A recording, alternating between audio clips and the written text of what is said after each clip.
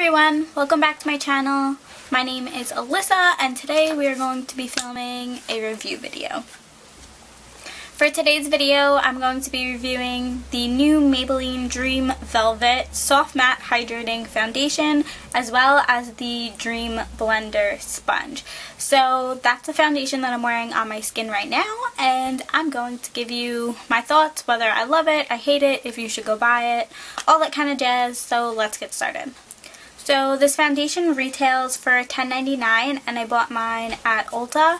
I'm sure you can get it less. There's like a $3.50 off a 10 coupon that goes around at Ulta all the time. Also at the drugstore, you know, buy one get one $50, all that kind of stuff. So I'm sure you can get it for less than $10.99. Also, the foundation comes in 12 shades and they aren't marketed like warm or cool or anything like that. You kind of have to go off your intuition. You get 1 fluid ounce in this bottle, which is a little less than traditional foundations, usually get around 1.7. But the good thing about this is it's a squeezy tube, so you can literally get every last drop out. The foundation is marketed to be used with this Dream Blender Sponge, which retails for $5.99. So this is like the first of its kind that I've seen from the drugstore, except for the Real Technique sponge. Except, I'm not too sure how I feel about this. It's a really kind of dense sponge, and even after you add water to it, it doesn't grow in size, it doesn't lighten in texture, and honestly, it just kind of feels like you're stabbing yourself in the face instead of blending out the foundation. I found this really hard to work with for whatever reason, and I've seen on YouTube that other people have been using it for concealer or for like baking under the eyes, but I'm just not too big a fan of this. Also, I kind of feel like moisture can get trapped in here causing like sanitary issues, so I don't think I'm going to be using this much. Okay, so let's get down to the specifics. The first is that this is supposed to be a soft matte hydrating foundation. Now those two things generally don't go together because matte foundations generally tend to be more drying because they're supposed to mattify the skin, which means that they soak up oil instead of like adding oils to the skin. So if you think about that, that usually makes it a recipe for disaster for people with dry skin. Also, it's supposed to have a gel kind of whipped formula, which has, it's also supposed to have kind of a gel whipped formula, which is supposed to help it glide over the skin instead of picking up on dry patches. The coverage is about medium to full coverage.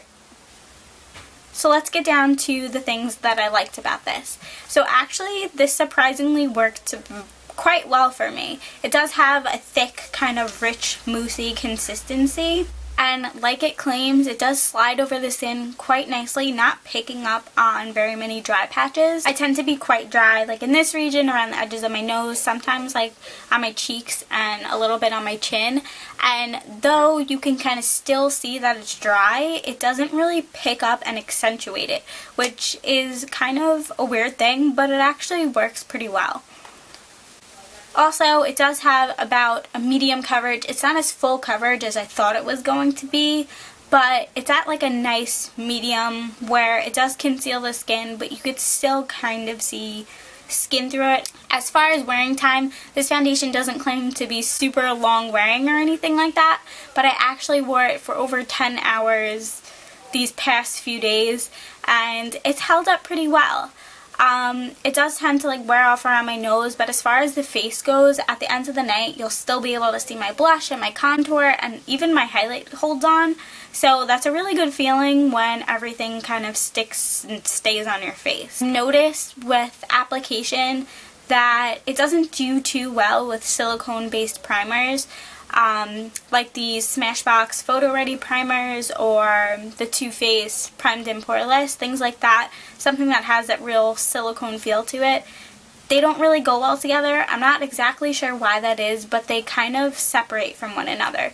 What I do find that works is like this is a Smashbox Primer Water, also something like the Too Faced Hangover RX, or what else is a good one?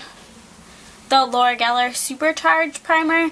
All of those primers have that more lotiony consistency that kind of sink into the skin, mesh well with this foundation, and you won't have a problem with like longevity or anything like that. Creasing, I was super surprised with this because generally foundations crease really badly, like in my smile lines and on like the lines in my forehead, and surprisingly this doesn't, like not a bit whatsoever.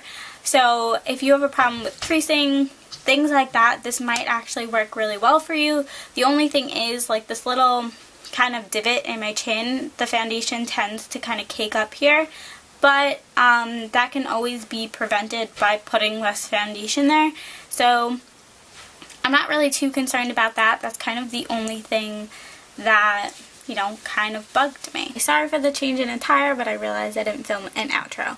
So to wrap up, my thoughts are that I give this kind of 4 out of 5 stars. I do have foundations that sit better on my skin, but I do like this, and seeing that it is the only matte foundation that I've ever been able to wear that looks good, I'd say it's pretty nice. So let me know if you try this out by leaving me a comment down below. Also, give me a big thumbs up if you want to see more review type videos, and I will see you in my next video.